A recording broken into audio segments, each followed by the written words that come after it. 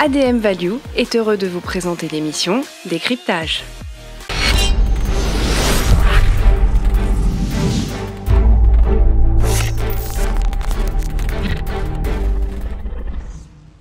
Bonjour à toutes et à tous, bienvenue pour cette nouvelle émission Décryptage proposée par Agora News Expérience Client. Alors aujourd'hui, nous allons parler de transparence, d'engagement sociétal et environnemental. Alors pour traiter sur le sujet, j'ai le plaisir d'accueillir deux invités. Béatrice Duboisset, qui après avoir évolué près de 15 ans dans le conseil en services en informatique dans des fonctions de direction commerciale et après avoir effectué un exécutif MBA à HEC, elle décide de changer de métier et d'accompagner des femmes et des hommes occupant des postes de direction générale en mettant l'humain, l'émotion et le récit au centre de ses priorités. Béatrice est également engagée sur des sujets de société concernant l'égalité comme la mise en avant des femmes et la réflexion autour de l'éducation de demain avec la création d'événements comme par exemple le TEDx Champs-Élysées. En 2019, elle crée également Speakers, un programme d'accompagnement sur mesure à la prise de parole. Béatrice est aujourd'hui la fondatrice de Humaning, un cabinet de conseil stratégique et d'accompagnement opérationnel en engagement sociétal. Et la raison d'être est de remettre l'humain au cœur des transformations de l'entreprise et de la société. On a également le plaisir d'accueillir Boris Gratini. Boris est le CEO de Nelmatic et le CEO de PB Natural Care. Il est diplômé d'une grande école de commerce. Il a commencé sa carrière professionnelle comme acheteur cosmétique pour les grands magasins Printemps. Et fort de cette expérience, il développe la marque Black Up, dont il sera le DG associé. Il poursuivra ensuite sa carrière au titre de directeur général de By Terry, Deborah France. En 2012, il monte un bureau de conseil et un collectif composé de créateurs d'entreprises, de spécialistes et de créatifs dans l'univers de la mode et de la beauté. Il fonde ensuite en 2013 avec Lilian Monnier la marque Made in France de vernis à ongles Nelmatic. Alors, depuis sa création, Nelmatic ne cesse d'innover avec par exemple une offre de cosmétiques pour enfants, sa gamme de vernis à ongles à base d'eau. Et aujourd'hui, c'est distribué dans plus de 40 pays et dispose de sa filiale aux USA. Depuis juillet 2017, la marque réalise plus de 70% de son chiffre d'affaires à l'export. Merci Béatrice, merci Boris d'être là aujourd'hui, enchantée. Alors une première question Boris, pourquoi déjà la création de Nelmatic ? D'où est venue l'idée? Et puis j'ai vu que vous parliez du fait que vous vendiez le vernis le plus écologique du monde. Vous pouvez nous expliquer? On essaie d'aller vers le vernis le plus écologique. Il ne l'est peut-être pas encore complètement, mais en tout cas... alors l'explication, elle vient un peu d'un bureau à Paris. On fait un bureau à Paris après cette expérience dans différents grands groupes. C'est un sentiment de vouloir retrouver un sentiment de liberté et de faire plancher des gens complètement différents. Autour d'une table. Donc ça a été de ramener, mais il y avait des photos, ça pouvait aller de photographes, ça pouvait être aller de gens qui étaient vraiment beaucoup plus des artistes, mais des gens aussi qui avaient une vraie expérience de l'entrepreneuriat, et de mettre ces gens-là autour de la table pour faire des échanges. Et on a réfléchi à plein de projets. Et entre autres, le projet Nelmatic est venu un peu de ça, de dire mais finalement le vernis à ongles est peut-être plus un accessoire de mode qu'il n'est un produit de cosmétique. Et de ce constat, on s'est dit, mais finalement, on n'a peut-être pas envie de le trouver dans son univers, enfin dans un univers de parfumerie, mais on aurait peut-être plus envie de le trouver dans un univers de mode. Et de là est venue l'idée un peu folle. En fait, je crois que Nelmatic, c'était le champ de pouvoir faire, champ de liberté, de pouvoir faire tout ce que je ne pouvais pas faire dans d'autres groupes ou ce que j'aurais pu faire dans d'autres groupes. Peut-être ma petite crise de la quarantaine. Et donc là, on a décidé, ou l'idée un peu folle, de se dire, mettons-le dans des univers de mode. Les univers de mode, vous dites oui, mais enfin, ce produit-là, je m'en fais voler plutôt sur deux produits, j'en ai un de volé et un de vendu.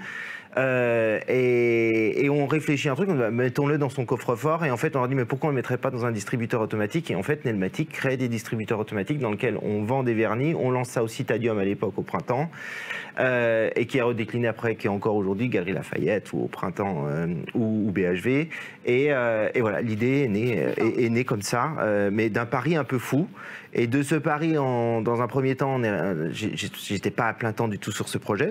Mon activité de conseil me prenait quand même pas mal de temps. Et jusqu'à un moment donné où je décide de laisser complètement l'autre activité pour me consacrer à ça quand je lance les vernis pour enfants. 100%. D'accord. Et alors pourquoi le produit le plus écologique du monde? Alors ça, c'est une démarche parce que dans le manifeste, on a écrit on n'est pas parfait, on essaie de s'améliorer chaque jour. Et en fait, il y a une technologie qu'on a commencé à travailler sur l'enfant qui sont les vernis à base d'eau. Donc le solvant est remplacé par l'eau, parce que l'eau est un solvant, qui a plein de bienfaits, qui est surtout un produit qui n'est pas volatile, qui est en termes de produits moins polluants, etc. Et on a travaillé autour de ça et on a essayé. Aujourd'hui, l'univers du vernis est un vernis qui a quand même, globalement, c'est pas une industrie qui a très bonne presse. On est plutôt proche de l'industrie de la chimie, de la peinture, etc., que proche, à proprement dit, vraiment de l'industrie de la cosmétique. Et il y a eu quand même beaucoup de procédés qui sont améliorés. Nous, on fabrique en France, donc on a vraiment un contrôle sur la responsabilité des produits qui sont fabriqués.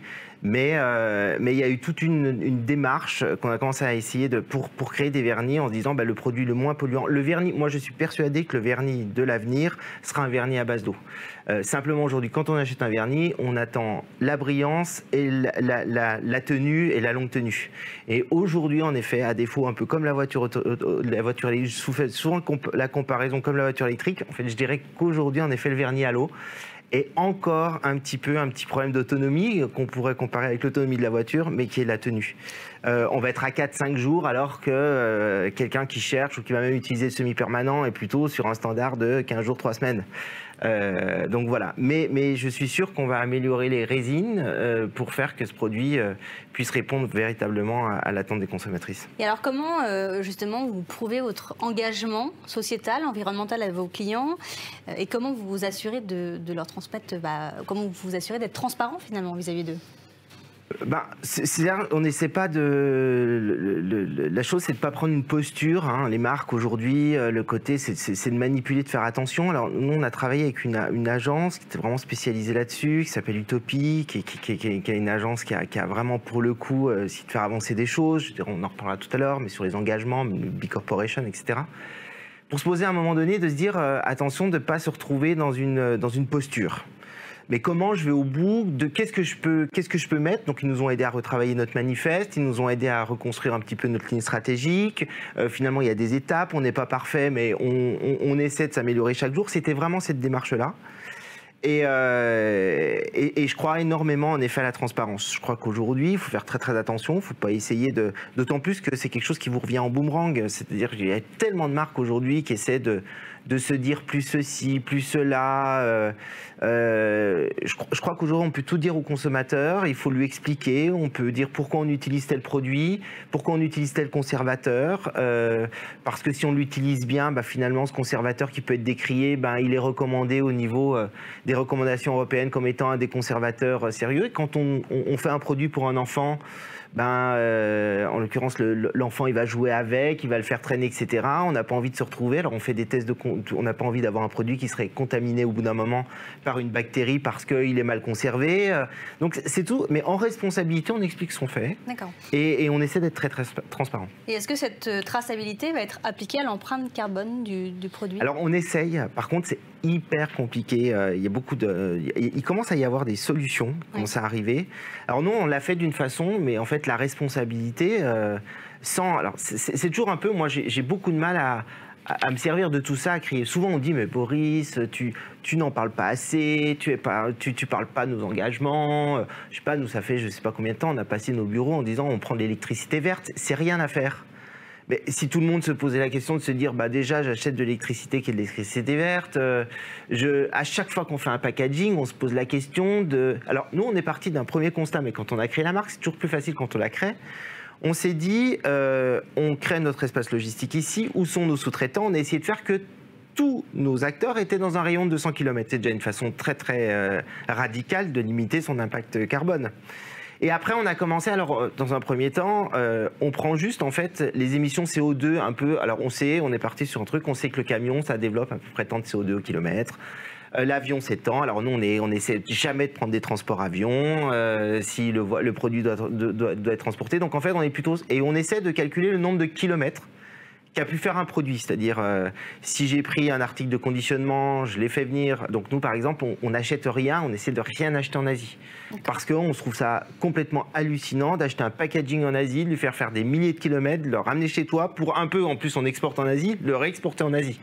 Donc en fait, c'est toute cette démarche-là, mais c'est juste à la fin, se poser à chaque fois que tu fais quelque chose. En fait, ça c'est une phrase que j'aime bien, je le dis souvent à mes équipes ou au marketing.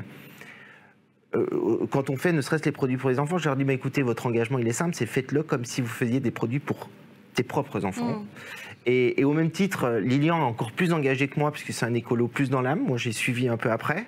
Mais en fait, ça devient un jeu, et je trouve qu'en effet, on a une responsabilité aujourd'hui. On a tous une responsabilité, mais en tant que consommateur, moi je regarde les étiquettes, je n'achète pas de produits Made in quand ça me paraît complètement... je préfère payer un produit plus cher, mais et je trouve qu'il y a on est finalement des acteurs responsables, et on a une responsabilité en tant que consommateur. Et moi, j'ai juste poussé un peu ma responsabilité en tant qu'entrepreneur. Donc, je vais être un entrepreneur responsable et je vais pouvoir me regarder droit dans la glace le matin et me dire, bon, bah voilà, j'ai l'impression de faire... Alors, j'ai des contraintes, hein, il y a des moments donnés, je peux pas.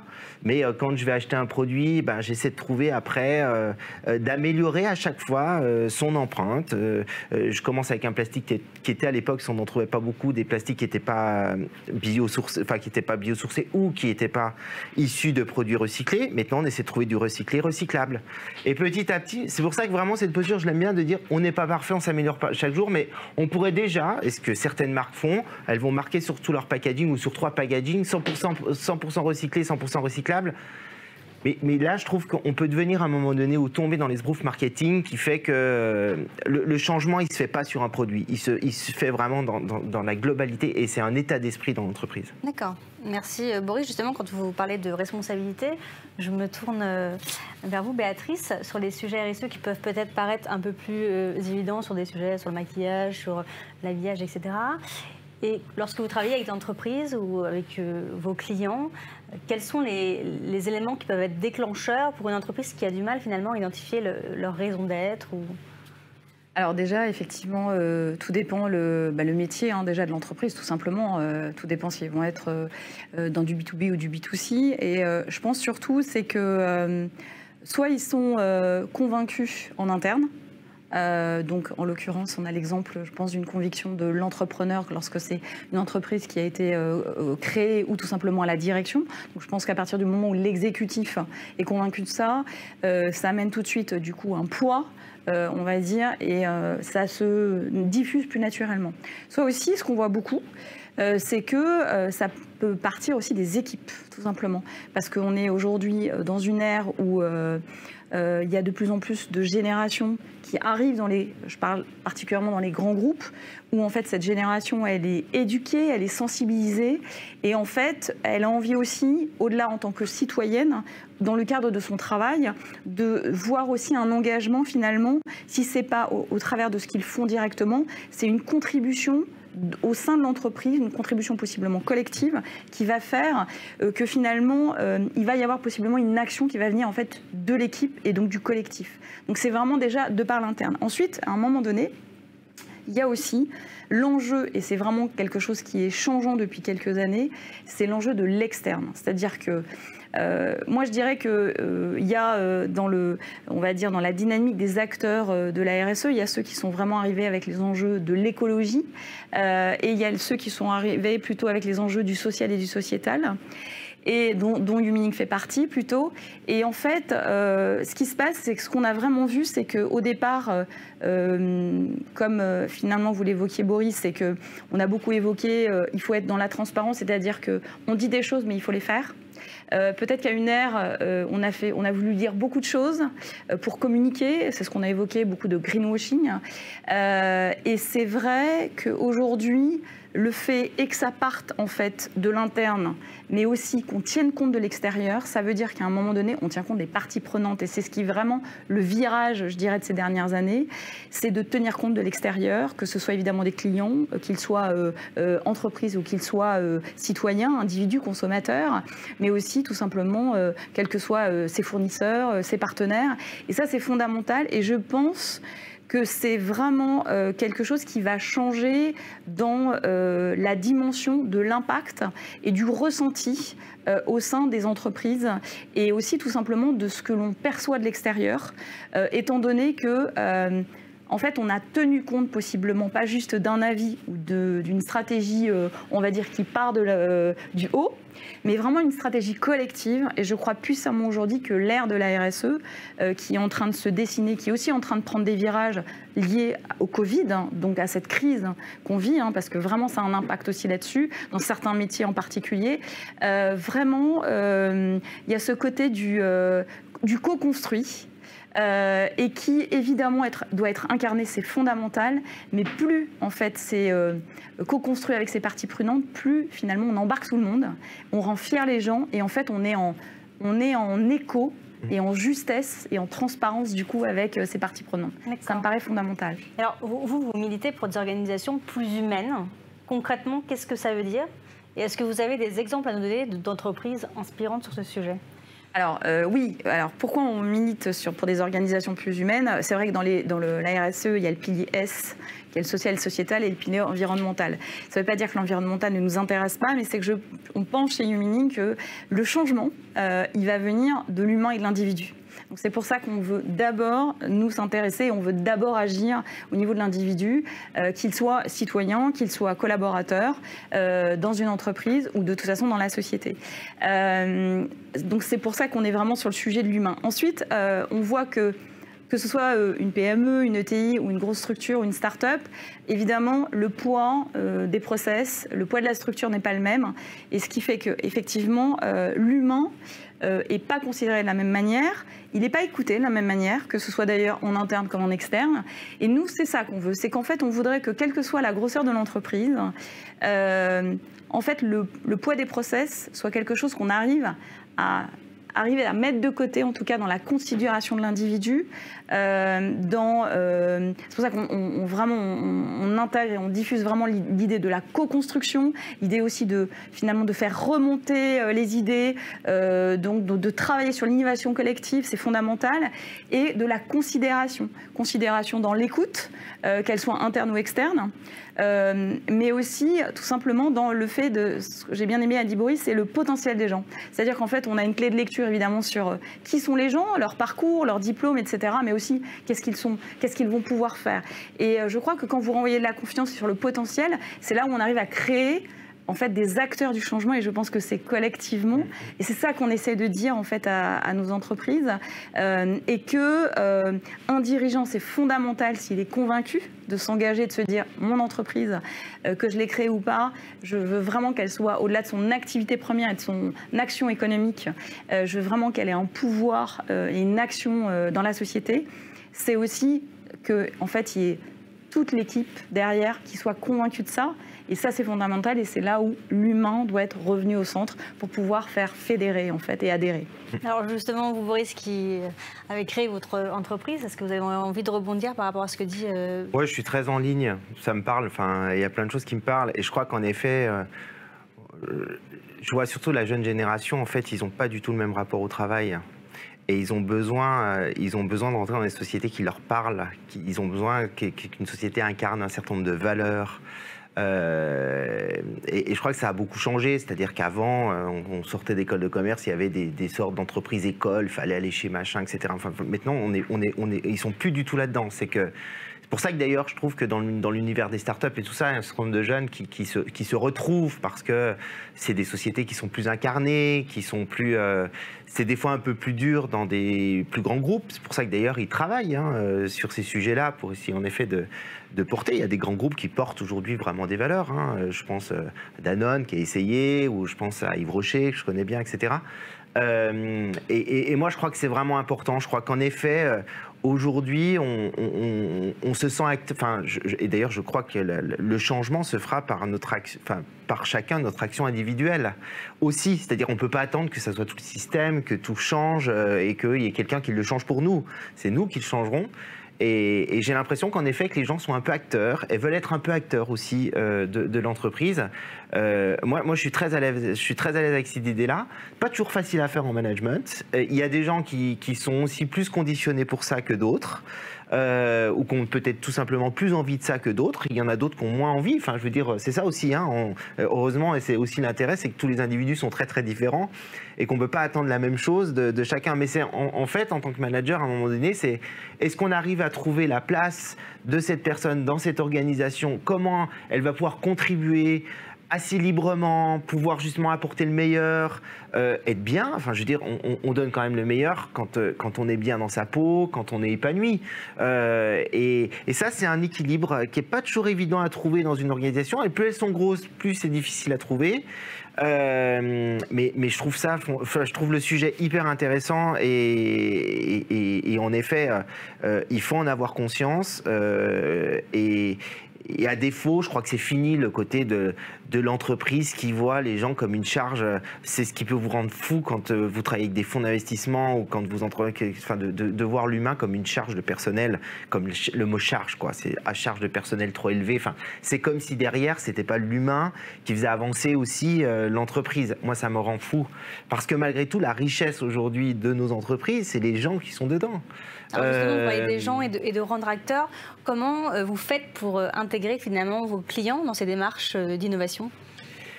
Alors, c'est vrai qu'avec les réseaux sociaux, il y a des partages, etc. Moi, je suis pas, mais on pourrait y aller. Bon, mais je suis pas une génération réseaux sociaux. Hein. Je pourrais vivre, je rêve de vivre un jour sans téléphone. Je regarde les réseaux sociaux parce que je suis obligé d'avoir cette curiosité, mais c'est pas. Il y aurait tout un débat à faire là-dessus, mais j'ai un peu un rejet avec ce qu'ils peuvent apporter, du bien comme du mal, mais voilà. Mais par contre, en effet, aujourd'hui, c'est un peu une demande. Ces réseaux sociaux ont apporté une notion de participatif.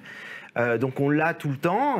Maintenant, comment on arrive un peu à le professionnaliser et comment on va en retirer vraiment quelque chose d'intéressant ? Parce que finalement, quoi bon une communauté si c'est cette communauté, mais comment je vais pouvoir, peut-être qu'il y a des gens qui ne vont pas suivre, que j'aimerais avoir aussi un avis différent. Donc oui, ça nous arrive de le faire, mais on n'est pas.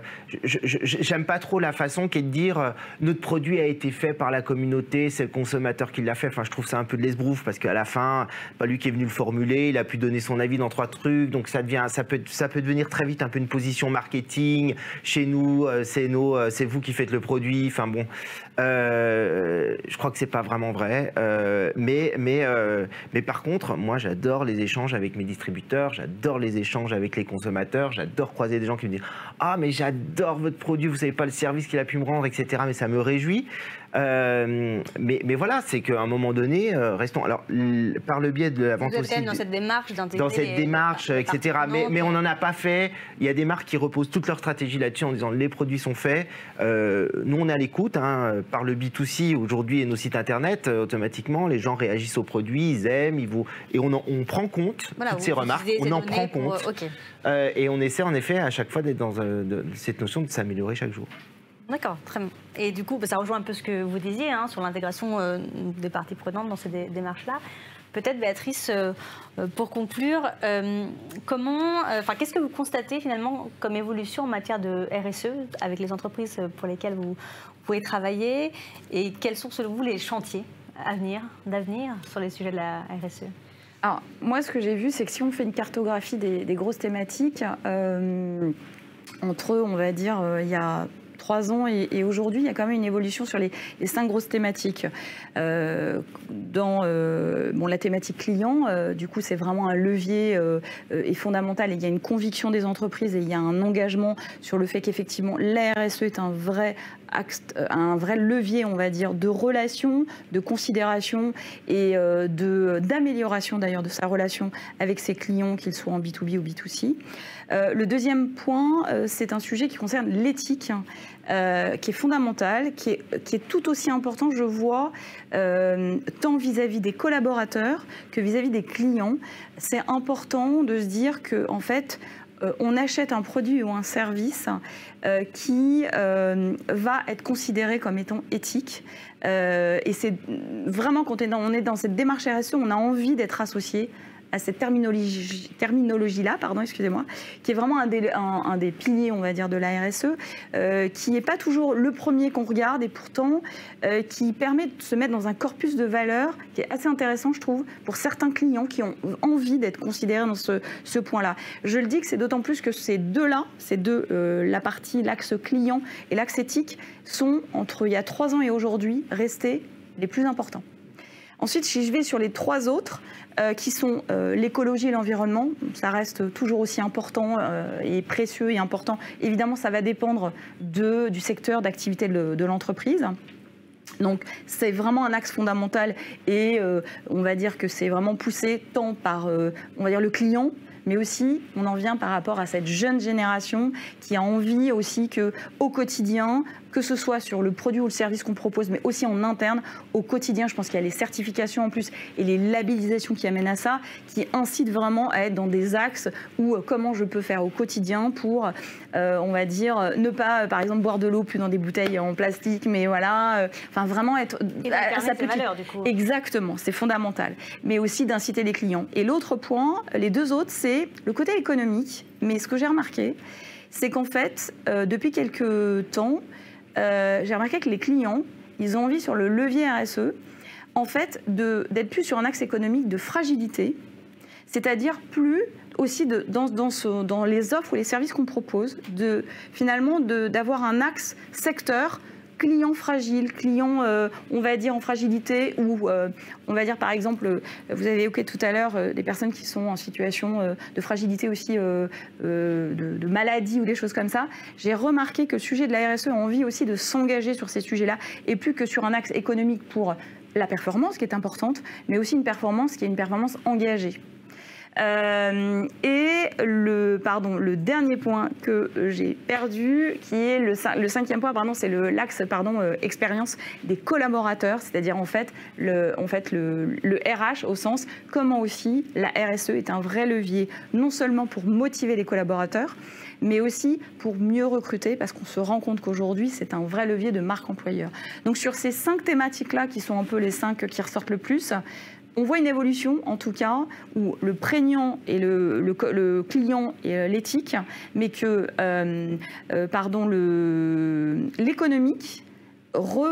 l'économique au sens fragilité est quelque chose qui ressort. Est-ce que c'est le Covid ? Est-ce que c'est on va dire, cette fragilité, parce qu'en fait, on se rend compte qu'aujourd'hui, on a aussi une population qui est dans ses clients ou dans ses partenaires qui est aussi en fragilité. Est-ce qu'on fait attention à ça ? Mais j'ai une demande sur ce point-là. Et le dernier point que j'ai oublié, c'est le côté innovation. Donc, c'est 6 thématiques, pardon. Le côté innovation qui, lui, finalement, plutôt n'est pas aussi fort qu'il y a 3 ans. Voilà, ça c'est ce que je vois dans les évolutions des clients. Après, évidemment, ce que je vois aussi, c'est qu'aujourd'hui, les petites structures sont très dynamiques et sont très dans le mode pause, justement. Elles sont dans une phase, en fait, où peut-être que quand on est à la tête d'une PME ou d'une start-up, on est dans le quotidien, on n'a pas le temps. Et là, on se dit, tiens, c'est l'occasion, possiblement, de poser les bases et donc de réfléchir à une stratégie. Et donc, on est très sollicité en ce moment par les petites structures. Alors que peut-être que les structures un peu plus grandes sont dans une phase aussi, elles sont déjà prises par un certain nombre de sujets qui sont des sujets internes ou des sujets plus économiques. Et donc, plutôt de poser, puis elles sont déjà dans un axe beaucoup plus mature. Ce que je pense sur la RSE, par contre, c'est qu'il y a une dynamique européenne qui est en train de se caler, parce qu'il y a des intentions au niveau européen. D'ailleurs, je crois qu'il y a eu des choses qui ont été évoquées en ce moment sur la partie européenne, justement, et que je pense que le sujet souveraineté peut être aussi un sujet qui peut être, on va dire, qui peut mettre, on va dire, ensemble une dynamique au niveau, je dirais, français et européen, qui peut être aussi un élément différenciant par rapport à des entreprises qui ont aussi des marchés internationaux pour, justement, donc c'est effectivement très demandé. Merci Béatrice pour ce partage. Merci beaucoup Boris. Merci à vous de nous avoir regardés et à bientôt pour une nouvelle émission Agora News Expérience Client.